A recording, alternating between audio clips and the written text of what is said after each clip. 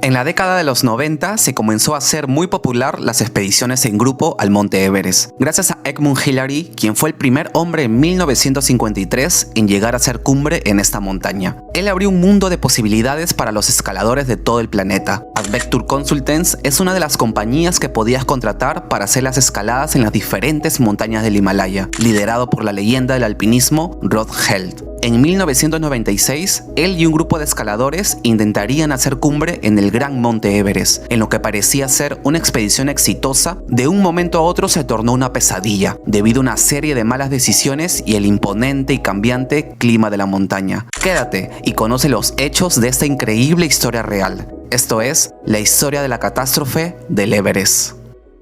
Era un 30 de marzo de 1996 y Rob junto a otros escaladores viajaban de diferentes partes del mundo hacia Katmandú, el punto de encuentro hacia el Gran Monte Everest. La reunión fue en un restaurante local. Rob era el guía y dueño de Adventure Consultants, una empresa con experiencia en llevar con éxito a montañistas a la cima del Everest. Entre los principales del grupo estaba Beck, John, Doug, Harold y Yasuko, todos escaladores que querían ver la cima del Gran Monte. Se presentaron, pactaron subir el 10 de mayo y se fueron.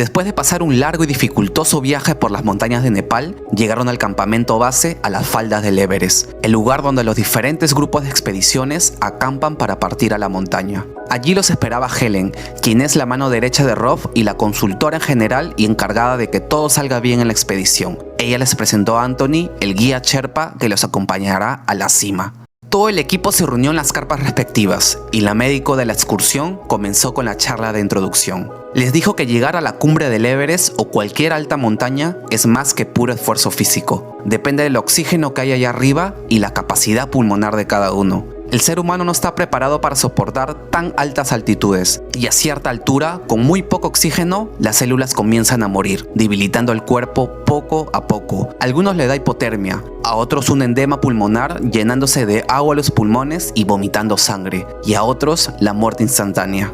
Escalar el Everest era un riesgo total, pero todos estaban dispuestos a afrontarlo. La charla terminó y comenzó la aclimatación. La aclimatación era de un mes y consistía en escalar hasta los campamentos de más arriba y bajar de vuelta. Esto les ayudaría a adaptarse más rápido al poco oxígeno de la montaña y conocer las distancias entre campamentos. Además, practicaron subir escaleras que los Sherpas pusieron para cruzar las grietas de manera más segura. Pero la seguridad total no existe en el Everest. Cualquier mínimo error podría costarles la vida. Debido a la cantidad de expediciones ese año, era muy tardado cruzar los pasos y los escaladores tenían que esperar un largo tiempo parados en el frío. Esto llevó a que las escaleras se debilitaran y que Beck casi pierda la vida. Rob fue tras de él, pudiendo rescatarlo y teniendo una pequeña discusión por el accidente. De nuevo en el campamento base, Rob le pidió a Scott, su colega y guía de otra expedición, unir los grupos y trabajar juntos para poder subir a tiempo y no atascarse con tantas personas allá arriba. A Scott le pareció muy buena idea. Aún teniendo estilos diferentes, aceptó. Él reunió a los demás líderes de grupo para coordinar los detalles de la escalada. Unos se encargarían de llevar oxígeno, otros las cuerdas de protección y seguridad, y otros estarían atentos por si alguien necesitara ayuda. Ya con todo esto coordinado, y después de una noche donde el grupo se conoció más, llegó el gran día, el inicio de la escalada al Everest. Hicieron una ofrenda y rezos a la montaña para que todo les salga bien y se fueron. Después de unas semanas de aclimatación, comenzaba la aventura. Como ya habían practicado y subido en días anteriores, llegaron rápido al campo 1, a 5.900 metros. Allí un escalador del grupo de Scott se encontraba en mal estado. Rob le dijo que espere hasta contactar con él y siguieron rumbo hacia el siguiente campamento. En el camino se cruzaron con Scott, quien le dijo que lo bajaría hacia el campo base y luego volvería a subir dándoles el encuentro. Rob, dubitativo, le pidió que no se sobreesfuerce y siguieron. Sin problemas llegaron al campo 2 y después de pasar un susto con una pequeña avalancha, subieron al campo 3. Hasta allí habían llegado en su periodo de aclimatación. No conocían más arriba. Se encontraban a 7.300 metros y el grupo se tomó un descanso en sus respectivas carpas. Allí Scott se comunicó y le dice a Rob que se encuentra en el campo 1, un poco cansado. Rob le dice que se tome un día para descansar, ya que no es seguro subir en esas condiciones. Pero Scott, fiel a su estilo, se inyectó un chute de dexametasona y le dijo que descansaría unas horas y volvería a subir. No quería perderse la fiesta allá arriba. Después del descanso y viendo que el clima les favorecía, siguieron el camino.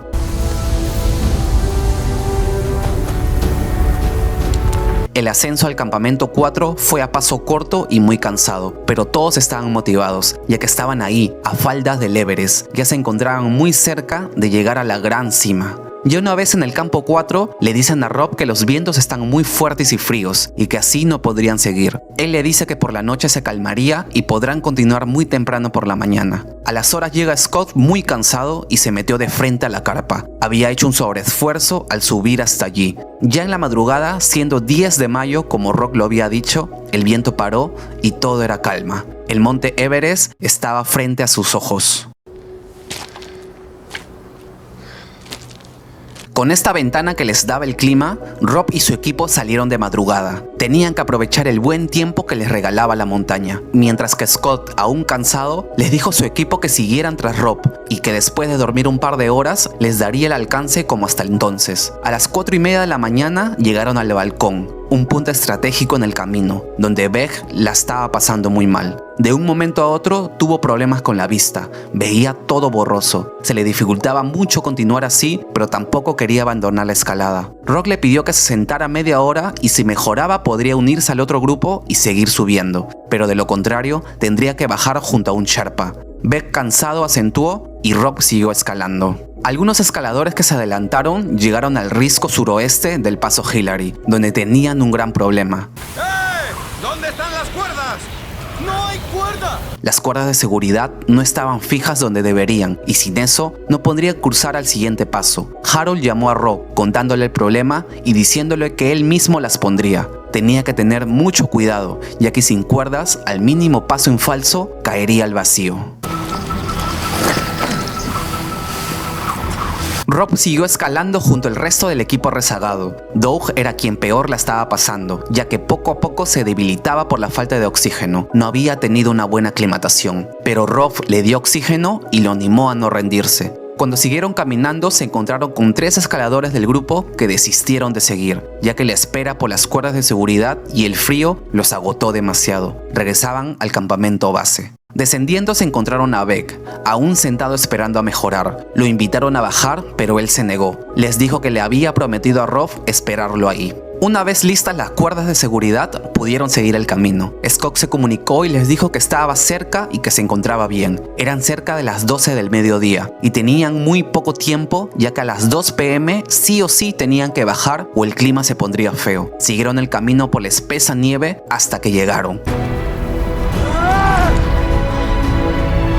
Los primeros escaladores hicieron cumbre y se encontraban muy orgullosos de eso. El resto del equipo los alcanzó y pudieron saborear la gran recompensa de haber llegado hasta la cima. Rock los felicitó a todos por la gran valentía, pero había un pequeño problema. Doug aún estaba abajo, muy cansado intentando subir poco a poco.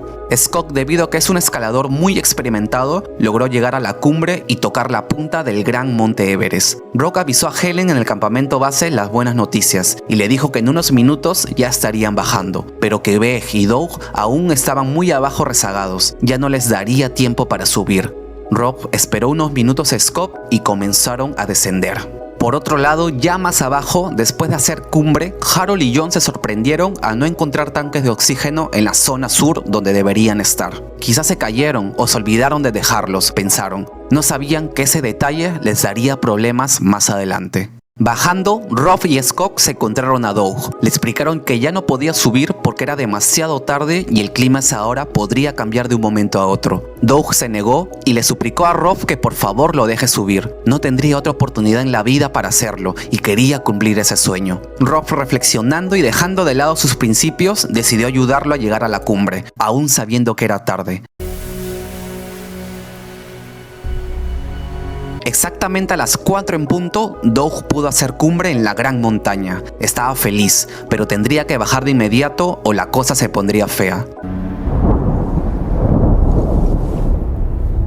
A lo lejos, Guy se percata de una tormenta repentina que se acerca de una forma muy rápida. Intenta comunicarse con Rob, pero no responde. Estaba muy ocupado ayudando a Doug a bajar, ya que se encontraba en un estado de casi desmayo por la falta de oxígeno y el cansancio corporal. Llegando a un risco, se sentaron y llamó a Helen para preguntarle por los tanques de oxígeno. Helen le dijo que estaban en la zona sur, pero Harold, que estaba escuchando, les dijo que no había. Se había percatado 3 veces y no había encontrado ni un solo tanque lleno. Rob y Doug estaban en problemas, ya que sin oxígeno era casi imposible bajar de allí.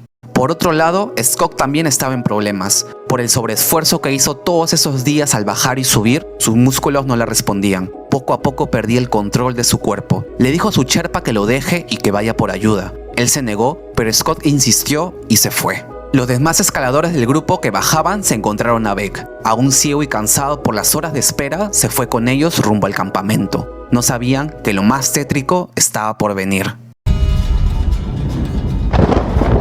La tormenta se adelantó mucho antes de lo planeado. El campamento base fueron los primeros en sentirla y sabían que los chicos estaban en grandes problemas. El grupo de Beck fueron los siguientes. La ventisca era tal que perdieron visibilidad, obligándolos aún a ir más lento.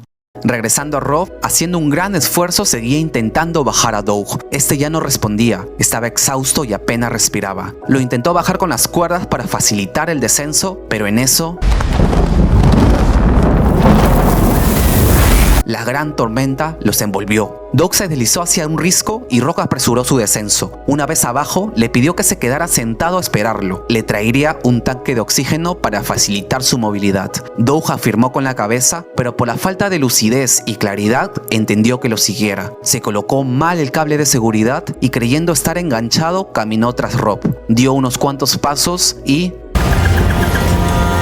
Doug se cayó al vacío, muriendo instantáneamente. Rob lo lamentó demasiado. Todo el esfuerzo que había hecho de llevarlo hasta arriba y bajarlo había sido en vano, y ahora se encontraba solo en la montaña. Mientras el grupo de Beck se encontraba bajando, él se cae por la falta de equilibrio, tirando a varios cuesta abajo. La caída no fue tan larga, pero de milagro algunos pudieron levantarse, animando a los demás a hacerlo. Pero Yasuko, Beck y otro escalador no pudieron, quedándose echados y esperando la ayuda y oxígeno que los demás prometieron en traer. De vuelta arriba, Harold llega al punto donde se encontraba Rock para ayudarlo. Ahí le cuenta que Doug no lo logró y se cayó al vacío. Él se lamenta, pero le da fuerzas para seguir avanzando y salir del paso Hillary. Harold saca una botella de oxígeno para usarla entre los dos, pero debido a las muy bajas temperaturas, la boquilla se congeló. Sin poder abrirla, sin fuerzas y sin oxígeno en el cuerpo, solo les quedó sentarse a esperar que un milagro cese la tormenta. Varios escaladores del grupo pudieron llegar a salvo al campo 4 y uno de ellos, Anatoly, regresó a buscar y ayudar a los rezagados, pero al llegar se da cuenta que Yasuko había fallecido congelada. Sin poder hacer nada por ella, la dejó y ayudó al otro escalador, y por el mal aspecto y la pésima visibilidad del ambiente no se dieron cuenta que Beck aún seguía vivo. Allí, a un lado de ellos, sin poder hacer nada ni gritar por ayuda, Beck solo se quedó echado esperando su fría muerte junto al resto de los fallecidos. Rock y Harold llevaron un par de horas sentados y la tormenta no paraba ni un poco. Harold comenzó a tener calor, un claro síntoma de hipotermia. Se sacó su abrigo y empezaba con la otra prenda, pero entonces... Harold también se cayó al vacío, perdiendo la vida y dejando por segunda vez a Rob solo en la montaña. Lamentablemente para ese punto, la mayoría no lo lograba. Scott, que se encontraba esperando, sin poder hacer nada, también se rindió. En el campamento base no lo podían creer. Hace unas horas se encontraban bien, haciendo cumbre y estando felices, y de un momento a otro, todo se vino abajo. En la mañana siguiente a primera hora y con demasiada nieve encima, Rob, aún vivo, se logra comunicar con el campamento base. Les dice que tiene las extremidades congeladas y que le es muy difícil ver y moverse. Les pidió que por favor alguien lo venga a buscar, pero con todo el dolor de sus corazones le dijeron que era imposible subir. Todo el camino estaba totalmente cubierto de nieve y los Sherpas que estaban subiendo al rescate podrían provocar una avalancha en cualquier momento. Guy lo intentó convencer de que no se quedara quieto, que se mueva cuesta abajo, que es un gran escalador y que su historia no podía terminar así. Rob, totalmente cansado y desorientado, hizo el mayor esfuerzo posible para seguir bajando poco a poco. Por la falta de movilidad de sus articulaciones, Rob se arrastraba en vez de caminar. Se posicionó en un rincón y como última voluntad, Helen lo comunicó con su esposa. Ella, al tanto de la situación, fue muy compasiva con él. Le mencionó que estaba embarazada de una niña y que la criaría para ser una gran escaladora. Rob se alegró mucho al escuchar la noticia, pero con el cuerpo hecho cenizas y sintiendo el frío hasta los huesos, su esposa se despidió con un te amo y Rob falleció. La montaña había sido testigo de muchas pérdidas ese día, pero como si fuera un milagro, cuando todos creían que Beck había fallecido, se levantó de entre los muertos a seguir respirando. Él seguía con vida, había sobrevivido la noche ya que se encontraba en una parte mucho más baja de donde estaba Rob. Beck, con las manos totalmente congeladas y la nariz partida, pudo ponerse de pie y sacar fuerzas hasta llegar al campamento 4. Los chicos se sorprendieron, lo ayudaron y todos los sobrevivientes bajaron hasta el campamento base donde pudieron estar a salvo. Todos los escaladores restantes regresaron a sus respectivos países, mortificados y lamentando las pérdidas que el gran monte Everest se había llevado. Esta historia es un hecho real que ocurrió en 1996. Se le denominó la catástrofe del Everest, ya que en esa temporada hubo la mayor cantidad de fallecidos jamás registrada. A partir de ese año cambiaron y mejoraron totalmente las medidas de seguridad, ya que el accidente ocurrió por malas decisiones puntuales, como la mala coordinación entre equipos para colocar las cuerdas de seguridad, la falta de tanques de oxígeno para tantos escaladores y la subida a la cumbre demasiado tarde de Rob y Doug, entre muchas cosas más. Si quieres enterarte de más detalles, te recomiendo mucho ver la película Everest de 2015. Y hasta aquí el video de hoy, amigos. Muchas gracias por verlo. Si te gustó, por favor apóyame con un me gusta y una suscripción. Y comenta en la caja de los comentarios de quién te gustaría que hable en la próxima historia poco ordinaria. Hasta la próxima.